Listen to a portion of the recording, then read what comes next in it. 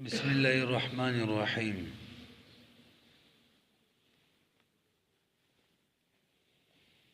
وكذلك قوله تعالى دغدكنا الزانية والزاني ظاهر في حق الزاني خفي في حق اللوتي ولو حلف لا يأكل فاكهة كان ظاهرا فيما يتفكه به خفيا في حق العنب والرمان وحكم الخفي وجوب الطلب حتى يزول عنه الخفاء. وأما المشكل مریض ابدا دریم تقسیم شروع دے. ہم ویلیو دریم تقسیم کی څلور اقسام بیانی کی دا په اعتبار د ظهور او د خفا سره دے. اتا اقسام څلور اقسام د ظهور دی او څلور اقسام د خفا دی. ظهور کې اول نمبر ظاهر هغه حکم هم تیر شوی تعریف او حکم اور پسې نص داغه تعریف او حکم تیر شوی به مفسر او داغیم تعریف او حکم تیر شوی او به اخیره کې محکم هر یو تعریف حکم او به چکل خپل منځ کې دی مقابله راشي ترجیح بچاته ملاوي کې نام بیان شوی چې د ظاهر په مقابله کې بنست ترجیح ملاوي کې او د نص په مقابله کې بس د مفسر ته او د مفسر په مقابله کې محکم ته ترجیح ملاوي به څلور اقسام د خفاو هغه کې اول نمبر خفی دی دویم نمبر مشکل دی دریم نمبر مجمل دی او څلورم نمبر متشابه دی. خفی تعریف من کړو دغه یو مثال دوم ورل ویلو. خفی چاته ویل کېدلو ما خفی المراد به بعارض لا من حيث الصيغه. دا هغه چاته وایي چې دا هغه لفظ ته ویل کېږي چې دا غي مراد خفي مراد یې پټوي او دا مراد چې پټوي دا د عارض د وجنوي صيغه د وجنه نه یې پټو. تعریف ته ځان وي پوهه کوي نو مثالونه ماري پوهیږو چې دا غي مراد پټوي او دا مراد چې پټوي دا د عارض د وجنوي دا عارض چې دا صيغه نه لا من حيث الصيغه يسامي كم لكلي ده بعارض من غير صيغه لكلي ابي بسدام متويلي دي مهشم لكلي ده بعارض من حيث الصيغه لفظ زائد لفظ ده ځکه چې عارض شو صيغه خپل نه شوله نه في کول د ضرورت نشته صيغه خو عارض نه عارض خو غي ته وي چې غیر د طرف راغلي خارج طرفه بهرحال خفي چاته وی لیکيږي چې دا غي مراد پټوي مراد او دا مراد پټواله ده عارض د وجه نه دی خبره باندې پوه شو وي کنه. هغه پر اول مثال درشه السارق والسارقه نو د سارق او د سارقې معنی په غل سارق او سارقې کې ظاهر ده. موږ ول د سرقې تعریف کړو کنه اندې مهاشم لیکلي او دغه سارق معنی په طرار او نباش کی دیږي خفی ده. دغه طرار کی هغه سرقین معنی زیاته پرته ده او په نباش کی معنی کم پرته ده او دې کې د خفا چې راغلی دا د عارض د وجه نه ده. عارض سره اول بیل نوم ول ورکړی شوی دی کچری دا طرار او نباش دا سارقین وي نو خو سارقین به وته ویل کنه دا دیول چې نوې نوم ورکړل شوی دی یو طرار وي بل ته نباش وي دغه نوې نوم د وجه نه دیو کې خفا پیدا شوی دی. علم دې حکم رستر روان دي موږ پرون ویلې مو چې معنا ظاهر نه به کې معنا زیاته برتې په خفي کې نو هغه ته بر ظاهر حکم شامل وي. طرار کې سارق نه معنا زیاته برته را سارق حکم چې لاس کټ کوله به طرار تم شامل وي دا ویلو کنه. نباش کې کومه د لحاظ هغه ته نه شامله. بل مثال کوم چې موږ نه سبق د الزانیه او الزانی الزانیه او الزانی زناکار سره او زناکار خزه چې دا فجلدوهما څنګه ده كل واحد منهما 100 جلده هر یو بسلسل دوری سلسل کوړې به وایي. دلته د الزانیه او الزانی په زناکار او زناکار کې بالکل ظاهر دي حکم هم پدې لګي چې هر یو بسل کوړې وایي. لوتی به څه حساب کتابي لوتی کوم سره چې عمل د قوم لوط علیہ السلام کوي الکانو سره بدکاری کوي یا به څه حسابي هغه مبارک دا معنی خفي ده ځکه کلوتی زانی وي نه به نوم به وته نه ملاوي درې دا نه به نوم چې ملاوي شي بدل کې دا زانی نه دی بلکې زنا تعریف بدل لوتی دی تعریف نه هدايه نکاح کی زنا تعریف کړي کله چې زنا حدود شروع کیږي زنا چاته وي چې سره د خزي سره د غیب قبول کې بدکاری وکي فرج کې او خزه خپل خزنی ملکیت پې نه وینځي نه انا به شبه د ملکیت وي نه محل کې شبه یو نه په فعل کې شوای یو سره د خزي سره په قبول کې بد زنا وکي او هغه ملکیت کې نه خپل خزینی وینځي یو نه کې شبه ملکیت دا زنا تعریف دی نو زنا تعریف دغه شنو لواتت تبار شو کې خېلمي اگر لواتت قبول کې خو نه کنه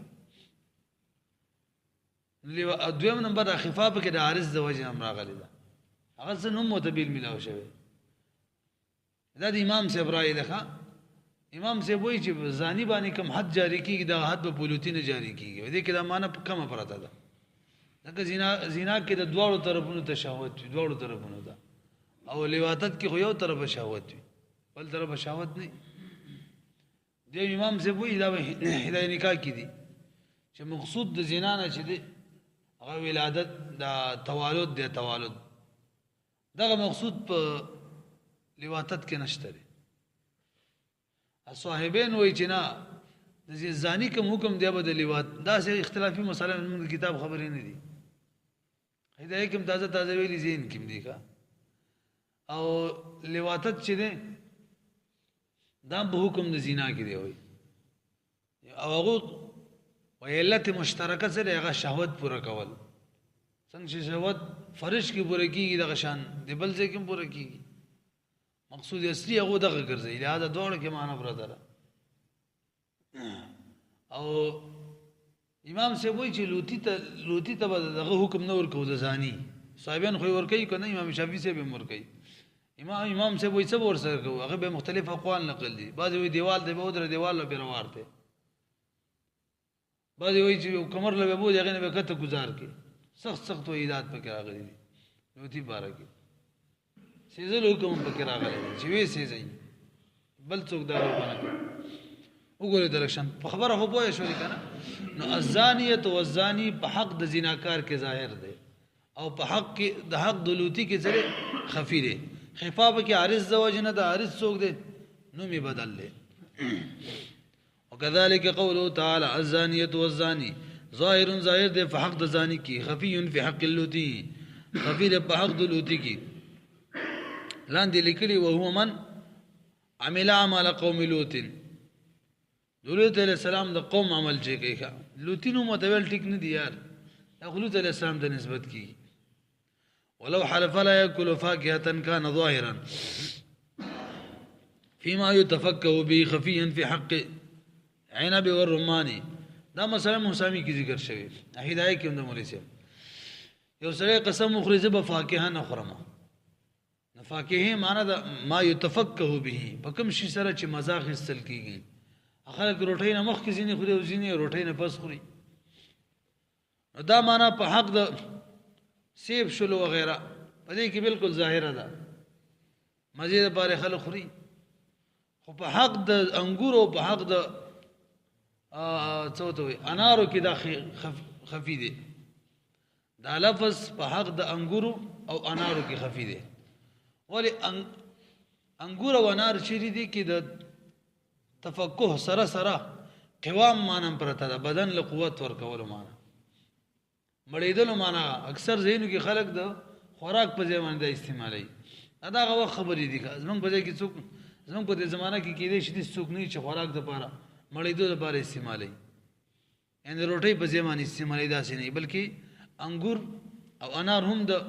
سیب په شان استعمالي داسې دا کنه ده بهرحال مثال به برابرۍ کی نو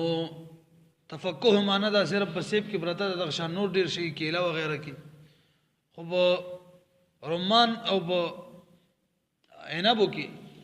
خفا ده د لفظ کې خفا ده به دا لفظ په دې دوړو کې خفي دي خفي وای شلې به امام صاحب دارای د بدی یو سری قسم خړو زبا فاکهه نه خورم امام سے وای کانګوري خوړ اناري خوړ نه هنس کی اصحابین می بدی هنس کیږي ځکه دې کې د امانه د غیرم زیاته پرته ده دې کې څنګه تفقه سره سره په قوام بدنم پروت دی او رومان چې د خلک د دوايي لپاره استعمالي وګوري ولو حلفا یو سړي قسم وخور لا یاکل فاکهه بنخري کان ظاهرا دا قول دا ظاهر دی فيما باغت کی یتفقه به چې کوم مزید بار خړل کیږي خفیا دا خفی دی په حق عنب او درمانو کی وحكم الخفي وجوب الطلب حتى يزول عنه الخفاء دلته مولوی صاحب د خفي حکم بیان حکم رانو بیان شوی حکم د خفي دار چې طلب به کې واجب وي طلب به واجب وي تر دې چې خفا زایل شي طلب به کې چې لکه د لفظ کې دا لفظ په دې معنی کې خفي دی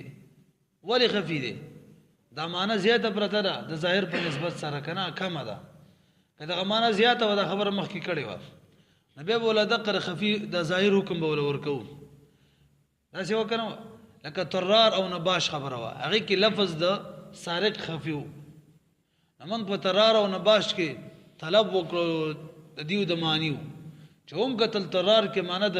سارق نم زیاته پرته ده نه سارق حکم مرتور کو او نباش کې د سارق نه معنی کوم پرته و حکم متور نه کو پلوتی کې د زانی معنی کوم پرته و امام سے وی لہذا حکم مرتور نه کو عنب معنی چې ودا په انګورو په انارو کې امام سے وی کوم پرته ده خالص تفقه نه ده پکې فاقه فقيه ته چې خالص تفقه وي دې کې تفقه سره سره قیام بدن هم دی غذا لپاره خلک استعمالي نه خالص معنی پکې کوم پرته ده لہذا عنب فقيه حکم ورلا نه ورکو پوه نه شوري مولوی صاحب نه خفي کې بچوایو خطه حکم د خفي سره وجوب الطلب هم بر دي دا لفظ چې بچا کې خفي دي هغه معنی به طلب کوو دا ولی به کې دا لفظ خفي دي ظاهر دا رقم لفظ دی ظاهر دا بدی چا کې چې خفي دي ولی خفي دي وکي هغه معنی به طلب کو دا به واجب وي چې معنی مولا طلب کړل کنه ظاهر نه معنی زیات وروه ته ظاهر کوم بوله ورکو او که ظاهر نه معنی کم وروه ته ظاهر کوم بوله به نه ورکو تاسو هم مثالونه باندې پوه شئ کړه وحكم الخفي حكم د خفي چې دی وجوب الطلب وجوب طلب دی حتى يزول عنه الخفاء تر دې چې خفات زایل شي واما المشكل فهما ازداد خفاء على الخفي كانه بعد ما خفي على السامع حقيقته مشکل مولوی صاحب دا دویم قسم د خفا په اقسامو کې دی په لغت کې چاته ویل کېږي المشکل اشکل فلان ماخوذ دی اشکل فلان دخل کله وی اذا دخل في اشكاله اشکل فلان ماخوذ دی لغت کې اشکل فلان خلق کله وی اذا دخل في اشكاله چې اوسه په خپل هم شکل کې ور داخل شي هغه کې وي هغه وخت د لفظ استعمالي همدا شان خلق وي احرم معنی د بحرم کې داخل شو اشتا معنی د په موسم شتا کې داخل شو دا خاصیاتو کې یو باس ته کتا سویری باب فعال کې چې باب فعال په خاصیاتو کې یو د خاصیت دی چې بده کې په خپل مبدا کې ور داخليږي اشکل شکل نه ماخوذ دی نو اشکل مطلب په هم شکل کې ور داخل شو اشتار شیطان ماخوذ دی اشتا معنا په موسم شتا کې داخل شو نو ګویا چې بایفال په خاصیاتو کې یو دا دی چې دا خپل مبدا او مصدر چې دی دا ضرب جوړي ضرب بهر حال دا به وي چې دا لغت کې ماخوذ دی د اشکل فلان اذا دخل في اشكاله هنا سلب خپل اشکالو کې ور داخل شو اصطلاحي تعریف سره په وما ازداد خفان على الخفي اصطلاحي تعریف مولوی صاحب کله چې د یو لفظ معنی کې خفا زیات شي په خفي معنی هم لکه خفي کې وخت منګه حکم ویل سره په طلب معلومیدلو نو کله یو لفظ داسې چې دغه معنی پټوا د خفي نم زیاته پټوا چې په طلب کار نه کېدل هغه ته مشکل ویل کی الته به دوه کار کو طلب بم کو هغه سره سبم کو تامل بم کو د خفي مثال دا سره لکه سره د چانه په یو کمره کې پټ شي بس خپل هيئت او صورت نه بدل کړي نه کې صرف طلب وکړي چې کومه کمره کې دي کمره چې معلومه کړه سره ډایرکټ معلومیږي مشکل د دې خبره خفي نه زیاته را دي کې یو سړی خپل هیئت او صورت هم بدل کی او په یو کمره کې پټ شي اول به کمره طلب کې چې کم ځای کې دی هغه نه بس به تأمل کې چې اوس شکل بدل کړي چې کم یو دی اوس خیالم ده کنه دوه کار به کې طلب بم کېو تأمل بم کې نو دې تعریف څه شو فهو ما ازداد خفاء للخفي دا غلط واستویل کیږي چې زید شي خفاء دې په خفي باندې کانه بعد ما خفي على السامع حقيقته دخل في اشكاله کانه گویا چې دا مشکل چې بعد ما خفي على السامع حقيقته پس دا غنه چې په سامع باندې دی حقیقت پټ شو دخل في اشكاله یو سامع باندې حقیقت پټ شو هغه نه پس په خپل اشکالو کې مرداخل شو دا مثال هم جوړیږي مولوی صاحب چې پټ شي او به خپل هم شکل کې ور داخل شي سره به دوه کار کوي یو به زه معلومه شي کوم نه کړي دویم به هم شکل کې داغه تلاش کوي خیرم ده کنه دا به ور څخه لګي کوم مشکل لفظ سره نو د مشکل په لغت کې څه معنی شول مولوی صاحب د اشکال فلان نه ماخوذ دي دا خلک کله وایي چې کله سره په هم شکل کې ور داخل شي اصطلاحي تعریف سره داغه لفظ ته ویل کېږي چې دې مراد پټ وي او دا پټوالی د خفینه هم زیات وي او مثال به راکشي چې پټ شي په یو علاقه کې او په خپل هم شکل کې ور داخل شي دوه کار وکړي طلب بم کې او تعامل بم کې را روان دي هجي وامثاله کومه کانه بعد ما خفي على السامع وای چې بس دا غنه چې پټ شي په سامع باندې حقیقت د دې دخل فی اشکال او امثاله د سامع د پټېدو نه بس یعنی د حقیقت چې کله په سامع پټ شو دا داخلي کې بخپل او دا غنه بس داخل شي په اشکال او امثالو کې هم دوه کار به کوي حتی لا ينال المراد تر دې چې نه به حاصلېږي مراد لا ينال المراد مراد بنا حاصلېږي الا بالطلب ثم بالتأمل حتى لا ينال المراد تر دې چې نه حاصلېږي مراد مگر په طلب سره ثم بالتأمل غنه بس بتوي تأمل وي سامي کوي التأمل بعد الطلب تأمل بکې پس طلب نول به طلب کوي زی به معلومه حتى يتميز عن امثاله تأمل بدی لپاره کې چې د خپل امثال من را جدا کی اول به طلب سره زی معلومه کنه او تأمل سره به امثالو کې جدا کوي ونذير في الاحكام حلف لا يأتدم وای چې په احکامو کې دي مثال او ربيخي به خبر واضح شي یو قسم وخړو زب ترکاری نه خورم ترکاری شي د مولوی صاحب دا هغه وخت خبرې دي کا خل سرکه کې او دبس دا د قجورو هغه چوری ته ویل کی هغه به دینه ترکاری جوړوله پدې کې ظاهر ده ترکاری هم دغه ته ویل کی خوري ته شوی غوخه چې دا یا انډه ده یا پنیر دې پدې کې دا اوس مشکل دی ولې مشکل دی کې وسو غوړې مړي چې اعدام مند هدايه نکاح کړي چې کوم شی د روټي په تابعداري کې خړل کیږي او کوم شی اعدام رنگ ته ویل کیږي کوم شی چې کوم شی کې چې روټي رنگ کولې شي دې اعدام وایي خلم دې کنه نو دغه سرکه چې دا غم د قشان ده اسی څوک ځان لنه خوري د روټي په تابعداري کې خوري او روټي په کې رنگ کیږي سرکه کې همدغه شان د دبس چې اعدام دغه خوراکو دا کار وکړو اوري د شوی غوخه چې ده او انډا او جبن پنیر پدې کې اوس دا لفظ د اعدام په کې مشکل دی دلته به موږ دوه کار کوو لسه یو به طلب کوو یو به تعامل کوو اول به د اعدام معنی معلومه کو چې اعدام څه معنی ده چې هغه کې طلب مو کو دا طلب دی اول شی دی موږ ته معلومه شي چې الکه داغه چاته ویل کیږي چې د روټي په تابعداري کې خورل کیږي روټي باغې معنی هغه کې ګندګي رنگ کیږي پکې به تأمل وکړي نه پس چې دغه کارونه دغه د اعدام معنی په وخه کې شته کنه شته پنیر کې شته کنه شته دغه شان په بيد انډه کې شته کنه شته یو د وخه سالن دغه نه یاد وګورئ ورې ته شی وخه یاد وکړه ولې څه په پوه شولې طلب به هم کو تعامل به هم کو ونذيره في الاحكام فاحكام کی مثال حلف یو سری قسم خړو لا يأتدم دا بنخري ترکاری فانه ظاهر في الخل دا لفظ د اعدام چې دا ظاهر دی په سرکه کې ودبس او باغه د قجرو کم هغه نجوړ وی باغې کې فانما هو مشکل خودم را چې دی لفظ مشکل له په لحم کې وری ته شوی غوخه کې والبيض یو پانډه کې والجبنی او په پنیر کې حتی یطلب فی معنی الاعتدام تر دې چې طلب وکول شي په معنی د اعتدام کې دا طلب شاول شي شوکا په دې سره به صرف خفات ختم شي اشکال لا نه ختم شي ثم يتامل وغي نفس بتامل وکي ان ذلك المعنى هل يوجد في اللحم والبيض والجبن ام لا تامل بسره بارو کی چې دغه معنی چې ود اعدام والا دا موجود ده في اللحم په غوخه کې او په انډو کې والجبن او پنیر کې ام لا یا پکې نه ده موجوده نه دوه کار شو کنه صرف تامل او طلب او تامل ثم فوق المشكل المجمل وهو ما احتمل وجوها فصار بحال لا يوقف على المراد به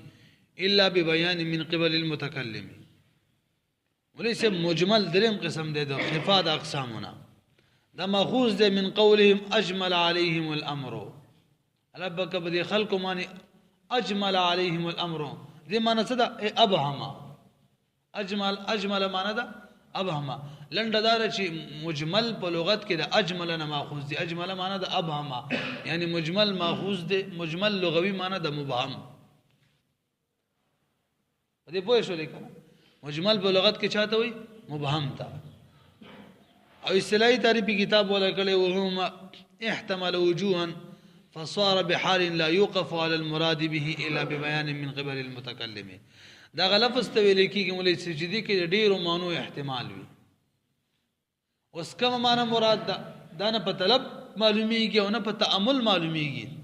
ترڅو چې متکلم بیان خپل نه کړي لنډه دار چې د مجمل خفا چې دا په مشکل معنی زیاته ده په چام زیاته ده په خفي زیاته راغه صرف په طلب معلومیدله په مشکل زیاته راغی کې په طلب او په تعامل معلومیده دا په دواړو معلومیږي بلکې څه معنی به معلومیږي صرف متکلم چې ترڅو بیان نه کړي پوری دا مثال کې به پوه شي هغه پوری بیان نه ظاهريږي د دې مثال خلک بیانې وي د دې مثال لا چې اوسره خپل هيئت او شکل بدل کی او یو بل ملک تلال شي او خلکو سره ځان ګډوډ کی دا غو هم شکل ځان جوړ کی نلته کې اوسره طلب کی ځای معلومه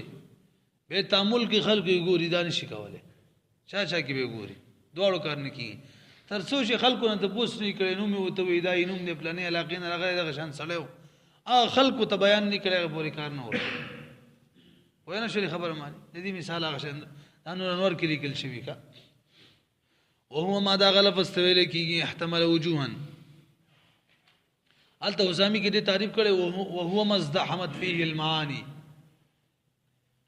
بحيث لا يحتمل الا ببيان من قبل المتكلم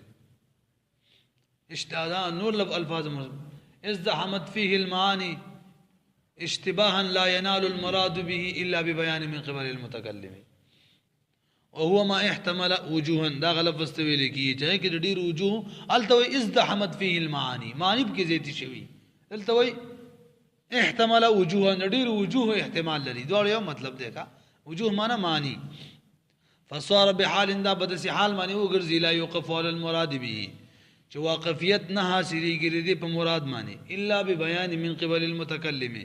مگر په بیان سره دا بیان به کم طرف وي متکلم د طرفه کوی چې درې څلور اجزا شو بګیګه او هو ما غلط استویل کیږي دریم چې باغی کې غنو مانو احتمال وي دریم چې داغه مراد نه حاصلېږي څلورم مگر په بیان د متکلم باندې مثال خپل بیان کړی دی او صفاء مثال له ونذير في الشرعيات قوله تعالى حرم الربا فإن المفهوم من الربا هو الزيادة وليس الله پاک کوئی وحل الله البيع وحرم الربا بيع الله بيع حلال کړی دا او ربا حرام کړی دا اوس ربا شاته ویل کیږي د معنی پټه ده علم نه ده ربا ویل کیږي زیادت تنول کا زیادت خو به بيع کیږي مطلق زیادت نه مراد او اوس دلته د ربا معنی چې دا سپټه ده چې دا په طلب نه معلومیږي ربا معنی ته طلب کوي زیادت ته وي پدیم کار نه کیږي کتامل به وکم کار نه کیږي ترڅو پورې چې متکلم بیان نه کړي نبی اسلام به د ربا معنی بیان کړل هغه څه ویل الحنته بالحنته والشعير بالشعير والملح څنګه الذهب بالذهب والفضة بالفضة به اول الهندة لفظ نه خپل شي الهندة بالهندة والشعير بالشعير والذهب بالذهب والفضة بالفضة والتمر بالتمر والملح بالملح ايش الفاظ می کم رس مخ کی رستویلی نو به څه وي سواء بسواء يدا بيد والفضل ربا دا شپږ اشیاء دي کنه په دې کې سود کیږي چې کوم هم جنس اشیاء او قدر او یعنی کیل او وزن هم پکې هم جنس یو کیل کیږي او وزن کیږي نو ترڅو چې نبی اسلام بیان نه کړی دې کې دا شان لفظ پکې اجمال پکې پروتو مجملو ونذير في الشرعيات قوله تعالى شریعتو کې د الله تعالی قول دې نذیر دی حرم الربا الله پاک سود حرام کړی دی فإن المفهوم من الربا هو زيادته د ربا مفهوم سره زیادت کم زیادت المطلقه مطلق زیادت ده نه دا په بای کې وي وهي غیر مراده او دغه مطلق زیادت دا مراد نه دی بل المراد الزياده الخاليه للوازه بلکې مراد کم زیادت دی مولوی صاحب ربا کې هغه زیادت مراد دی چې هغه مقابله کې وزن نه کا دې سره د بین جدا کیږي بای کې چې مبيع کې زیادت وي مقابله کې سمنو کې ورسم زیادت وي دلته زیادت وی عوض نه مطلب ز سلو به در کومه ته 110 راکې نسل بسل شولې د لس چې دا مال راکې دې عوض نشته یا سي راکې دغه زیادت عثمانه ده فإن المفهوم من الربا هو زيادته مفهوم پر ربا کی زیادت مطلقه ده او دغه مراد نه بل المراد بلکې مراد پر ربا کی زیادت الخالیه للوزن هغه زیادت دی چې د وزن خالی وي فی بیع المقدرات المتجانسه ما طویل کنه هغه شیاو کې چې هغه مقدرات نه مقدرات مطلب قدری وي یا وزن کیږي یا کیل کیږي وزن چاته ویل کی چې هغه خپل کانه معلوم وي کیل چاته وي چې هغه کانه معلوم نه معلوم خو په یو خاص لوخي معنی کیږي نو کوم شي چې کیل کیږي وزن کیږي ته قدری ویل کیږي او کوم شي چې هم دغه شان متجانس شي نه هم جنس غنم په غنمو جوار په جوار وربشي په وربشو سونا په سونا د هم جنس یو جنس والا اشیاء هغه قدر پکې هم پکې یعنی کلکی یا وزن کیږي نو کمیزه دي سره خرڅولې من دي او تاسو معلومه ده کنه او کچري یو جنس والی قدرینی یا قدری یو جنس والا نه نه کمیزه دي سره خرڅولې چې خلاص پلاس پکې شرط ده او که یو جنس والم نه قدری هم نه نو به کمیزه تم صحیح دی ولاس پلاس هم شرط نه ده اوس ترڅو چې دې کې بیان نه راغلی ونی سباغه پوری بده کې کار نه کېدل ربا خبره چې وکنه ترڅو چې بده کې بیان نه نو کار نه کیږي به بیان نبی له سلام سره وکړو خدا بیان غیر کافی دی اصل کې بیان په درې قسمه دی یو بیان هغه چې کافیم وي او شافی هم وي کافیم وي شافیم وي دسی وای کافی او شافی خو یو معنا ده لکه مثال د منز اول مثال لکه د منز بیان کول زکات بیان کول زکات مبارک الله وی زکات ور کوي منز وکي اقیم الصلاه نور دار غلی څو رکعات او کې سټیم کې وکړي نه غلی نبی له سم دې بیان وکړو او دا سی بیان وکړو چې هغه بالکل کافی شافی دی زکات بیان کو د منز یې مو خیرم ده کنه دې درې اقسام دي خبره نو دیږي فصل ته نه راسي دلته چې کوم بیان کړی دی دا اوس کافی نه دی صرف د شپږ شینو کې معلوم شو شپږونه سیوا پتهونه لګیدل علماء به کې باغی کې سوچ اجتهاد شروع کو چای قدر جنس روي سره لګه احناف چای سمنیت رسله مطعومیت چای ذخیرتوب رسله لکه امام مالک صاحب علم ده کنه نو علماء باغی کې اجتهاد وکړه چې عمر رضی الله عنه نور کې دالی کل شوی نبی اسلام وفات شلو امنګ ته دې کافی شافی بیان ونه کړلو علم ده کنه لکه کې دې سبا وخت دا خبره به وکړو ته وګوره لکشان واللفظ كم زنه ده واللفظ لا دلاله له ولا هذا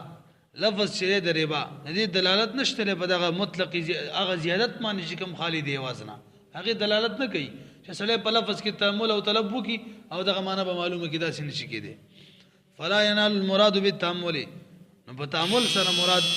نه معلومیږي ثم فوق المجمل في الخفاء المتشابه مجمل بر په خفاء کې متشابه دی متشابه نه دی تشابه معنی ده یو شی په بل معنی مشابه ګډوډېدل لغوي معنی اصطلاحي تعریف متشابه هغه چاته ویل کېږي چې د خفاء یو لفظ په یو معنی کې خفي دا شي خفي چې نه په طلب معلومیږي نه په تعامل معلومیږي او نه په د متکلم په بیان معلومیږي متکلم بیان پکې یې نه ځکه نه معلومیږي به خود متکلم بیان پکې نه داسي چې نه په طلب معلومیږي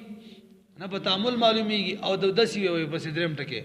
او د متکلم د بیان پکې امکان نه ورسېدلې په هغه معلومیږي خو امکان نه په دې دوه اقسام دي ښه هغه چې د متکلم بیان چې دا به ان شاء الله به موږ دنیا نه چلاړو به براته پته لګي لکه حروف مقطعات چې دي علم ده کنه او زینا هغه چې نبی له سلام باغي وفات شو بیان یې ونه شو بس خبر ختم شول اگر که دنیا کې ممکنه و زینا هغه چې داغه بیان دنیا کې ممکن او زینا هغه چې دنیا کې هم ممکن نه او ته وګورئ مثال خپل ور کړی او مثال المتشابه الحروف المقطعات حروف مقطعات مثال فی اوائل السور دي سورتونو په اولو کې چې دا کوم حروف مقطعات وي دي اوس پته نه لګی دي څه معنی ده نبی علیہ السلام اعتراض معلوم دی خره دي وحكم المجمل والمتشابه اعتقاد الحقيقه المراد به حتى ياتي البيان ليس باخره کې د مجمل او د متشابه حکم بیان دي حکم بیان نشو وي په دوه معنی به ته د حقانیت اعتقاد لري چې دوه حق دي چې د الله څخه مراد دی په مجمل کې